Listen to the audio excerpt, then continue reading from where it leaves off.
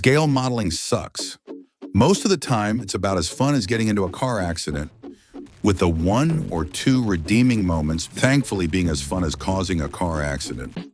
I guess I just don't have the patience for elaborate builds with aftermarket details. I need something fun, something simple, something that won't try to escape when I forget to lock the basement door. Flyhawk's 1/700 scale HMS Hood, 1941 deluxe edition with cheese, will do nicely, I thought. I am a buffoon!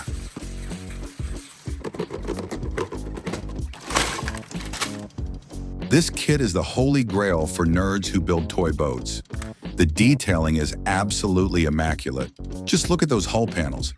Just look at that big deck. Impressive. Truly the epitome of deluxe. Even the beautifully detailed, fully colored instructions booklet has surprises, like a love letter from HMS Hood Association Chairman, Sutherland, professing his love for this model kit. Oh, that's, more. I should probably build something else.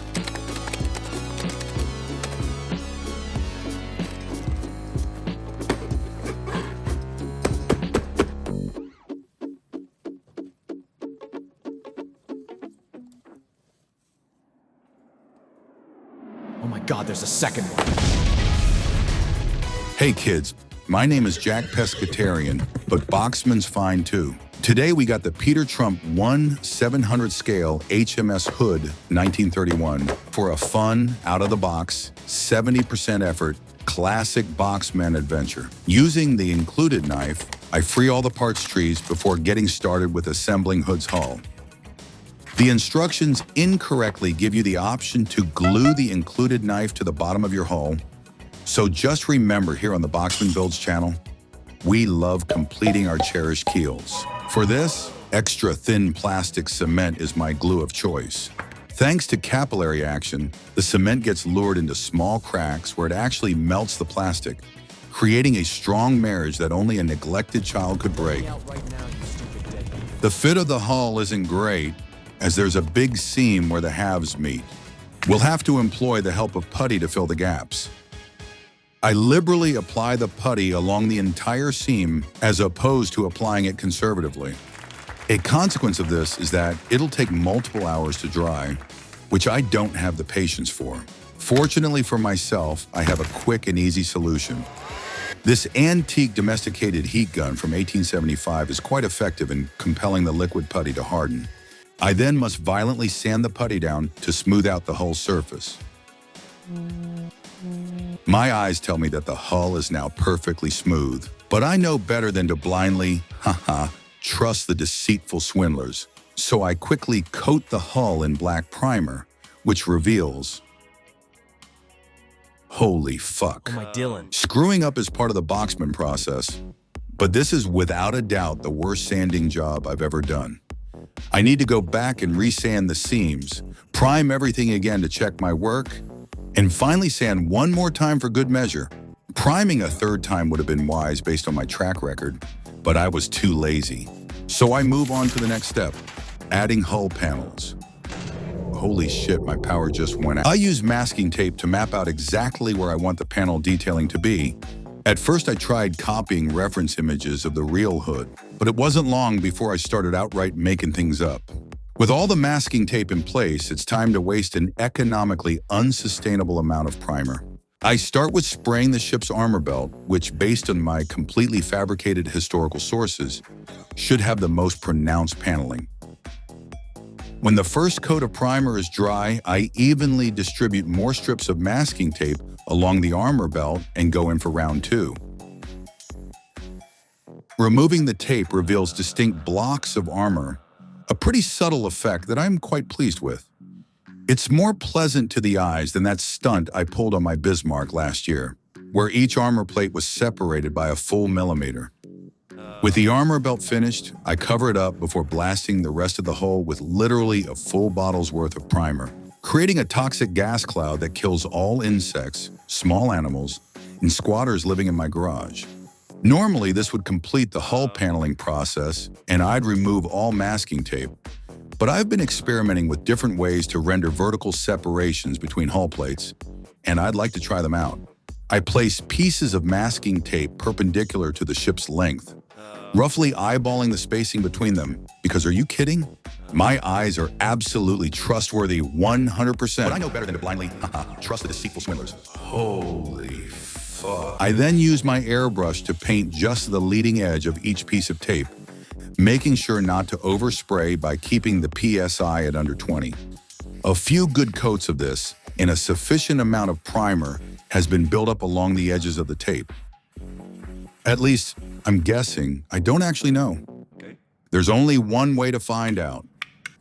It's time to see if I'll be enjoying the fruits of my labor or sitting around pissed off having wasted 5 weekends.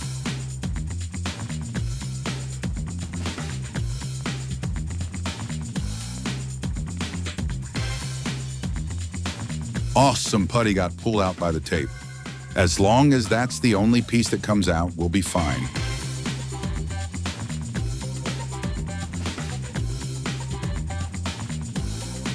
Thankfully, the rest of the tape comes off without any trouble. As long as that's the only piece that comes out, we'll be fine. Priming a third time would have been wise based on my track record. A consequence, but I was too lazy. It'll take this antique domesticated heat, which I don't. But I was too lazy. But I was too lazy. But I was. Holy fuck! The only thing I can do at this point is pretend that massive gash doesn't exist. So, in conclusion, the hull paneling was a resounding success. Apart from the dusty texture in some areas and the lack of vertical segments between the raised portions, I'd say it turned out pretty good. I'll definitely be using this technique again. To finish up the hull, I prepare the ship's rudder and propeller shafts. The rudder goes on fine, but I must have suffered from numerous consecutive strokes while trying to assemble the rest. First, I mixed up the inboard and outboard propeller shafts, which are clearly differentiated by the size of their bases, so I had to rip them out and start over. Next, after moving on to the opposite side, I lost all motor function in my arms, causing me to fumble around with these skegs for, I kid you not, 38 minutes. And when I finally do manage to get something glued down, I use the wrong propeller shaft again. Somehow I was able to fix everything, though I must confess I have no memory of doing so.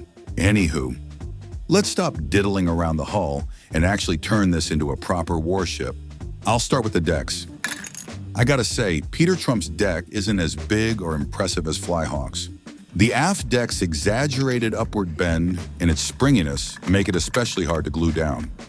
But not for me, of course. Holding one half of the deck down, I dot my cement applicator along the edges, allowing capillary action to do my bidding, slowly advancing forwards until all resistance is extinguished.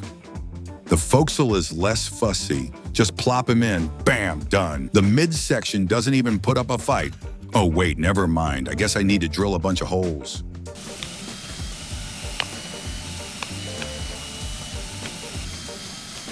Bam, done.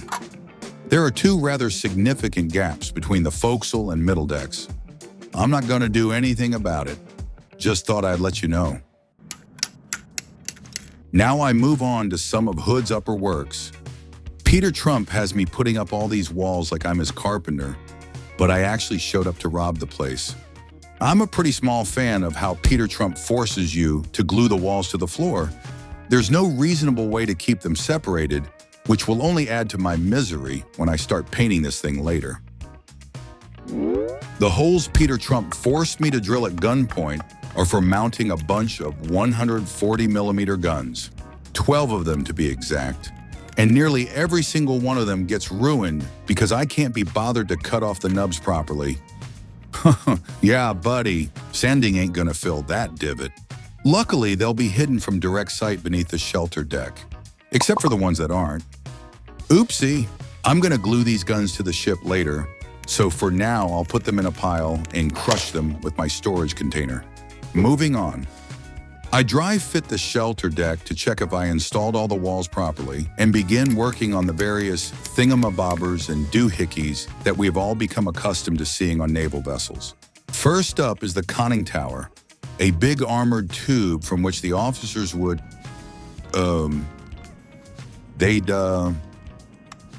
I'm already bored. Let's paint the wooden deck. I actually prefer the look of a painted deck over those real wood stickers that many people use. If you're one of those people, I'm gonna get you. Before I start flexing my impressive wood on you all, I need to prime the decks, which helps paint adhere to the surface. When it comes to eyeballing color mixtures, I know no equal. I see colors you can't even imagine, and that's because, as a kid, I studied the teachings of the famous Austrian painter, Ernst Klimt. You thought I was gonna say hip. The first shade I cooked up and applied is just a generic tan, and honestly, I could have just stopped here. But that's not how we roll here on the BoxmanBuilds channel. I'm going to create discoloration in the wooden deck by masking hundreds, no, thousands of individual planks using 0.5 millimeter strips of masking tape, which then get covered by a second shade of brown, followed by more masking tape, followed by a final coat of paint. But that's not all. After all masking tape has been removed, the keen-eyed among you will notice the contrast between the different colors is quite substantial. This was not a blunder on my part. Rather, it was a calculated move in preparation for the next step. Filters. These are highly diluted paints that are meant to spray translucent, which will help subdue the sharpness of the individual planks without completely covering them up. Last but certainly not least, I finished the deck with an enamel wash, confidently slathering half a bottle's worth onto the model, only to wipe it all off with a cotton swab anyway. And that's the wooden deck. Doesn't it look nice? I sure hope so. After 10 hours of this shit, I'd jump off an overpass if it didn't. And believe me, you would too. But wait, how am I going to paint the various fixtures and vertical surfaces on the deck? Oh, this is a pre-cut masking sheet made specifically for this exact model kit. Thank Dylan they exist. Otherwise, I'd have to spend at least another 12 hours cutting and placing tiny pieces of masking tape to cover the entire deck, which is something I've endured a surprising amount of times. Way too many times. The first few sections of the masking sheet go on perfectly. I feel as if I've been standing for old, pregnant, disabled people on the bus my whole life, and then my pregnancy test comes back positive. Before I can evict little Jimothy from his seat, reality hits like a miscarriage in the first trimester. The people who made this masking sheet didn't account for any parts that will be glued down, including all of these walls. Why? For what purpose, my good man? I need to manually trim about 1 millimeter off the perimeter of these sections in order for them to fit. It's, whatever. I'm just happy to have saved some time. Now I can move on to painting the hull. Some of you might be wondering why I chose Peter Trump's 1931 HMS Hood instead of the 1941 version. It becomes clearer when I begin painting the boot stripe. Wait, why is it white? That's right, I'm making shit up again. I wanted to recreate this fictional drawing of HMS Hood, but I'll make a few changes. First, I decide to make my white boot stripe thinner because it's more in line with Victorian-era naval liveries and because it looks cooler. Second, instead of using a single shade of red for the anti-fouling paint, I pay homage to Cunard's Ocean Liners, which had a bright red boot top with a brownish anti-fouling section below. After removing the boot top masking tape to check that I eyeballed the colors properly, I mask off the lower hull entirely because now it's time to paint everything black.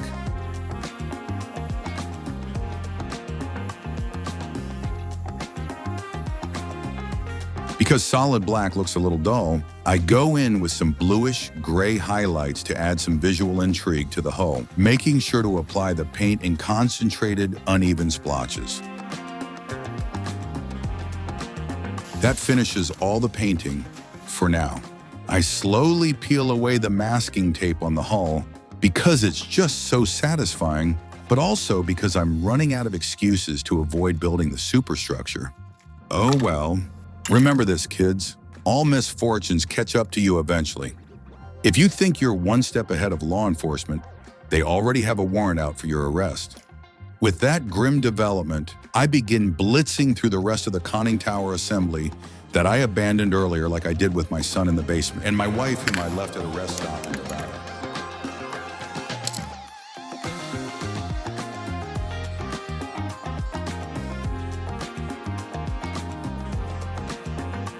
Get fucked. Alrighty, now that that's finished, I can move on to building the... I do not want to build that. That's okay. Since I'm not building that, we can shift our focus to making the... Whoa, I am not building that. Let's build the turrets. HMS Hood's primary armament consisted of 8 Boys Love 15-inch Mark I naval guns, a truly terrifying name for a weapon. Peter Trump graciously allows us to choose between mounting the guns with or without canvas blast bags. The latter allows the guns on the model to elevate, which is pretty cool, but in my experience, the joint wears out after only a few play sessions, leaving you with a bunch of flaccid guns. So I make the executive decision to cement them into place. I end up building 2 turrets of each blast bag option. There's no historical basis for this. I just thought it'd look interesting. I suppose the turrets with blast bags should go in the lower positions, since they'd be more prone to sea spray, while the unprotected ones go on top to keep the seamen dry.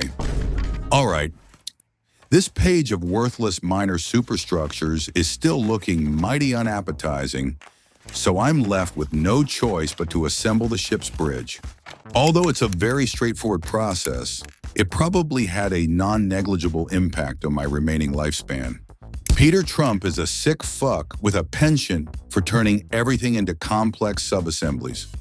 I'll chalk it up to the kit being released way back in 2007, but his ass definitely would have been on the island. I wrap up the bridge by impaling it with a pair of tongs and adorning it with what is arguably HMS Hood's defining feature, the little hat. The little hat refused to cooperate. Alas, I have nowhere left to run. As I slowly pan my iPhone 15 Pro Max over the ship's empty deck, the police gather in my driveway, waiting for my next move. I won't give them the satisfaction of a trial. That was the fantasy scenario that kept me sane while I slogged through the minor superstructure assemblies. I shudder to think of what coping mechanisms other ship modelers have developed. I bet some freak out there likes entombing dead insects within their model battleships. Just a hunch. My struggle finally comes to an end with the completion of the main mast. Once upon a time, this would have been quite the challenge for me to assemble.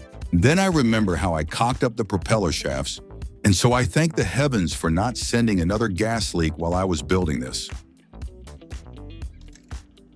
The ship's float planes complete the assembly process, or so I thought.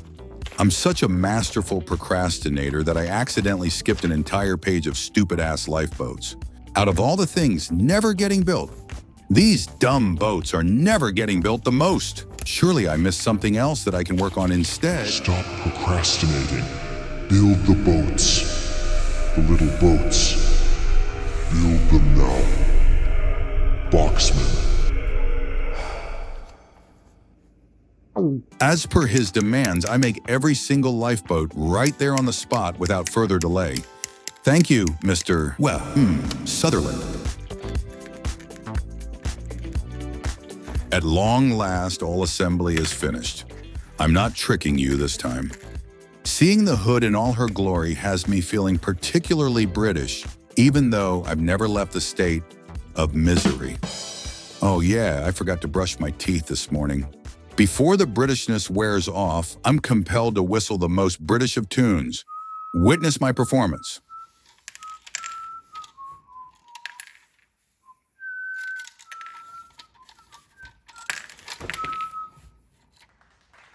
Historically authentic. It's time to paint the rest of the model. I first hit all the parts with primer, thinking it'd prevent paint from peeling off later. But I was sorely mistaken, as you shall soon see. Anyway, while priming the little hat, I noticed that I installed this antenna thingy backwards. I've always wanted to be a chiropractor, so the fix is quite simple, albeit risky. That's more like it. We do a 2-for-1 package with the funeral home next door. I now paint the non-wood sections of the deck using brown and the yes wood boats of the ship using tan. This video was sponsored by Ritz. Just kidding. Unfortunately, the masking sheet from before is utterly useless for the upper decks. So I'm forced to mask them the old-fashioned way, which involves repeatedly bashing your head into the nearest, preferably concrete pillar. Now, while I intend on painting the upper works white, I thought a little greenish gray undertone would work splendidly. So that's what I blast everyone, their mama, and their dog with. The hull itself will not be spared. I mask off the entire lower hull, being somewhat careful in covering the outer rim of the deck, which should remain black, before going hog wild with the gray.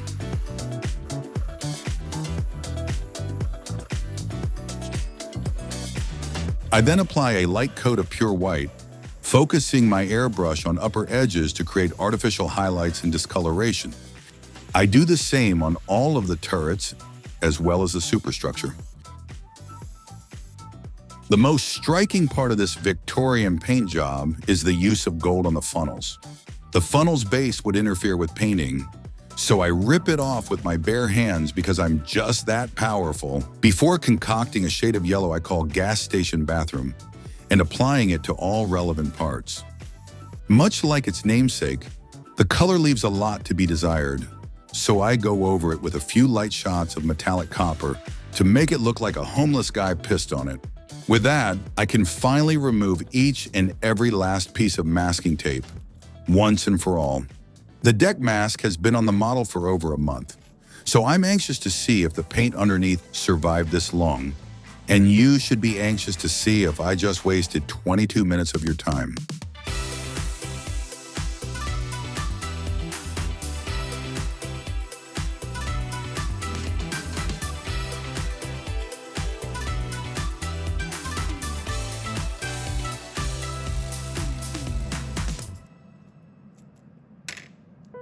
I'm gonna pat myself on the back and say that I wish I didn't waste such a good paint job on a low-effort build like this. The intricate synergies between the various colors of wooden planks and the sharp white fixtures tickles my balls in a way no man ever could. The courtesine decks are another matter. The brown I used was way too dark, and you can see a bunch of spots where white leaked through the masking.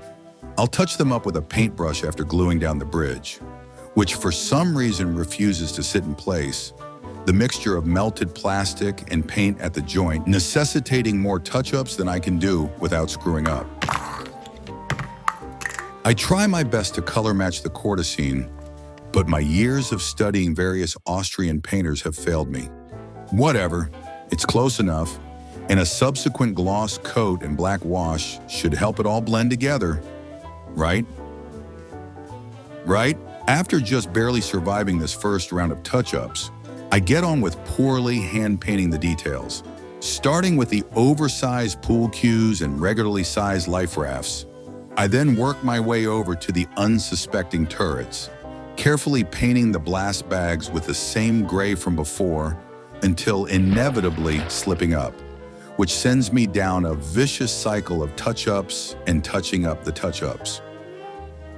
I eventually break free from the cycle and paint the muzzles of each gun barrel silver, since in peacetime they would have been polished. To paint the identification stripes on the individualistic turret, I place down some masking tape to, oh sweet baby Jesus. Fuck.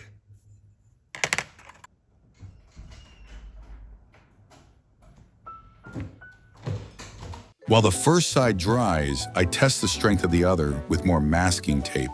But I should have seen the writing on the wall. Fuck the masking tape. I'll paint the stripes the same way as our forefathers who pioneered this hobby, crappily. And no, that is not a French flag. Keep those thoughts to yourself. After that debacle, I proceed with painting the ship's black accents, which are notably found on the little hat and the funnel tops.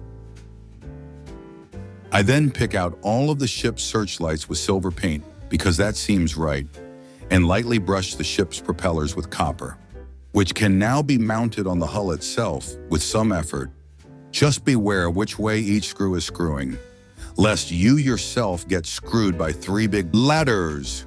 Now's time they go down. The aircraft catapult. Interestingly, it was removed in 1932 thanks to the ship's low freeboard, rendering it unusable, making this variant of the hood somewhat unique. To prepare the ship for decals and weathering, I generously gloss coat all the parts to protect the clearly very weak paint from potentially ruining my life any further. I first apply the ship's depth gauges. For those who don't know, you actually got to cut out these little sticker-looking things and soak them in hot water, which allows them to slide off. I remember trying to build my first models as a kid, being confused as to why the stickers were impossible to peel off and why my parents didn't love me. You can see that when fully dry, the decals have perfectly adhered to the surface of the model, even shrink wrapping around the hull panels and the grainy surface texture of several layers of paint and primer. The planes, on the other hand, are just brutal. If I weren't filming a YouTube video, I would have stopped at the little insignias on the wings and called it a day. Wait, I lied. I'd have stopped either way. This is actually the first time I've ever applied every single decal to a 1/700 scale model plane. We're making real progress here, kids. The next video is going to take 1 month, and I'm going to put in over 75% effort. I add one more gloss coat to protect the decals before finally moving on to the weathering process. As always, I like to start with a black enamel wash. Whether or not I'm capable of exercising restraint is dependent on just how badly Susan burned the meatloaf. And unfortunately, for my hypothetical nuclear family, it was 5 minutes overcooked. I then use a paintbrush dipped in enamel thinner to wipe away the black wash in vertical streaks, which creates, well, faint vertical streaks. Oh my gosh, I snapped the flagpole. Where is it? Where is it? Where is it? Where is it? Oh shit, there it is. Don't you ever get snapped off again. Almost lost you there, buddy. I continue on my rampage by smothering the rest of the family, parts, in the black wash. This probably wasn't the best idea considering the base color is quite light, but at this point I don't care anymore. I once again wipe away most of the wash, this time alternating between a cotton swab and paintbrush whenever I feel it makes me look like I know what I'm doing.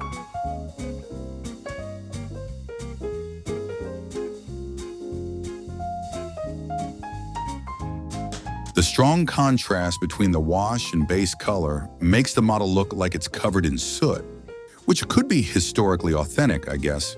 But I want this hood to look pristine. This brings us to stage 2 of the weathering. Oil paints. It's a good idea to let excess oil be absorbed by a paper towel, which makes the now regular paint easier to work with thanks to its faster drying time. I start by dotting the turrets with a mixture of bluish white paint before blending it with a completely dry brush. I believe this technique is called spot refining or something similar. In my case, it subtly brightens the model while also making the surface look less uniform. I do the same across the entire model, which is, pretty boring. You'll have to take my word for it. With all sub-assemblies of the superstructure complete, I unite them all with the begrudging support of my arch nemesis, Superglue. Don't be fooled by his heroic name, for he is oh crap, I broke something. You see, that was all Superglue's fault. He is nothing but a depraved degenerate who hungers for the flesh of your fingertips. I'm able to glue everything down, no thanks to him. Hell, I'm almost 67% certain that all these parts are being held in place by friction just fine. Now that the superstructure is complete, I return to the hull to continue rekindling my failed oil painting career. I wonder if it's possible to spray oil paints through an airbrush. It sounds blasphemous, but in theory there shouldn't be any problems. I test it out by spraying the ship's underside to simulate fouling and marine growth on the hull. The paint sprays surprisingly well. Apart from the exceptionally long drying times, it behaves like any other paint, with the added benefit that it can easily be blended or wiped away without affecting enamels or acrylics. If you're following along at home, wait at least a day for the paint to dry before handling again. But since I'm impatient, I'll wait 30 minutes.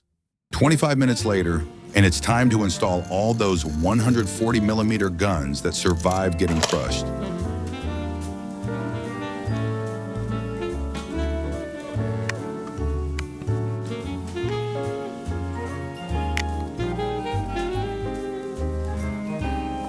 We got the hull, we got the superstructure, but we got no soul. Enter this poor fella I found dead on my garage floor. He was likely caught out without a respirator back when I was priming the hull, so I feel a sense of responsibility for his death. The only thing I can do for him now is to imbue his soul within this toy battleship. He'll rest for eternity in the exact spot from which the real HMS Hood catastrophically detonated while facing the German battleship Bismarck. Our unknown soldier never had a name or title, so I'll posthumously award him with one. Well, Sutherland, rest in pieces. Well, may you be reunited with our Lord Dillon in the great beyond. Fuck that guy, I was just using him for his life force. It's time to mount the main turrets.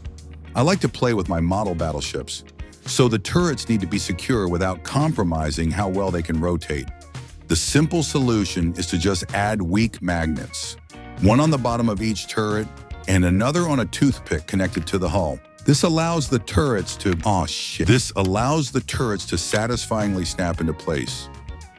Some of the guns are a little cross-eyed, which I correct by prying them apart with a pair of please don't tell me the flagpole got snapped again. Chat, how am I even supposed to prevent this? You start by getting your life together, you utter buffoon. Don't spend it all in one place. Yeah, fuck off, you stupid. The flagpole is beyond repair this time, so I replace it with a thin piece of brass. I then glue the aircraft to the catapult and move on to the fleet of little boats. You guys know how I like to make light of my skill issue when it comes to modeling, but I painted these boats so poorly that it isn't even funny anymore. It's just sad how much they detract from my build as a whole. I mean, I could repaint them, but I can also end world hunger. Why would I want to do that? Every ship needs a big flag. Peter Trump gives you two options, one wavy and one rectangular. The objectively correct option is the rectangular one, which is much easier to cut out and shape on a piece of aluminum foil. To finish the build, I spray the entire model with yet another clear coat, this time satin, mainly focusing on the oil paint on the underside, which has already begun to wear off. And just like that, the ordeal is over. But you're not free to go just yet. Because it's time I rate this model kit using my world-famous detail, interest, craftsmanship, and keenness scale, also known as the penis scale for short. It's always short. The detail on this kit is good, only good. It's not knock your socks off, start jorking it on the subway good. Some things are overly simplified, like the struts on the float plane's wings. Other things are a little too chunky, like you, or the rim of the hull around the deck.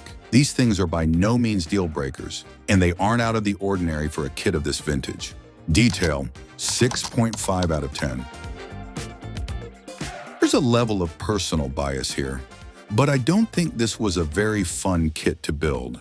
Maybe I'm just not so enamored with Hood's superstructure design. Maybe 300, verging on 400 parts was what made this feel like a slog. However, being the only kit of the Hood in this configuration nets Peter Trump some bonus points.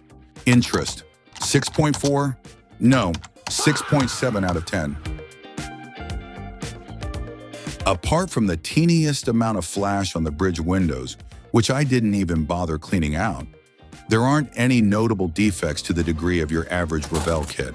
I do, however, spit in Peter Trump's general direction for how he decided to arrange parts on the sprues. Just look at this spotlight, for example. Why is half the part eaten up by the sprue? Craftsmanship, 7 out of 10. Finally, keenness, which refers to how the parts fit together. I'll give it a 7.4 out of 10. Not great, not terrible. That all adds up to 27.6 out of 40, or 69% on the D.I.C.K scale. Not great, not terrible. It would be remiss of me to not bring out my Bismarck for a size comparison. Bismarck is not in good shape. I left the poor guy out on my living room table, along with all my other models, where they got crushed by a rolled-up yoga mat. I guess the damage is somewhat historically accurate. Speaking of which, I need to address the lack of swastikas on Bismarck's deck, because I'm still getting comments over this. Bismarck's swastikas were covered up during Operation Rhine. You absolute donuts! Was I not clear enough in the original video? Yes. Was the paint I used way too dark? Absolutely. Am I a sissy liberal trying to erase history?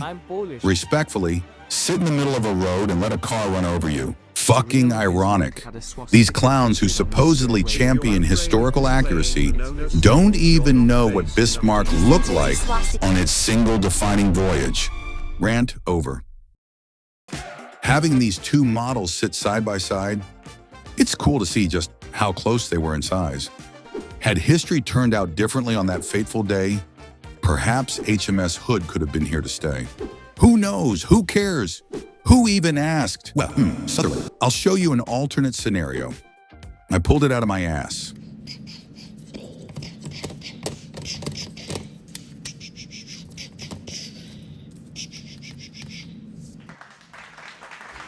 Thus concludes our annual episode of BoxmanBuilds. I'm your host, Jack Sutherland, and I'll see you guys in... I'll see you. Bye.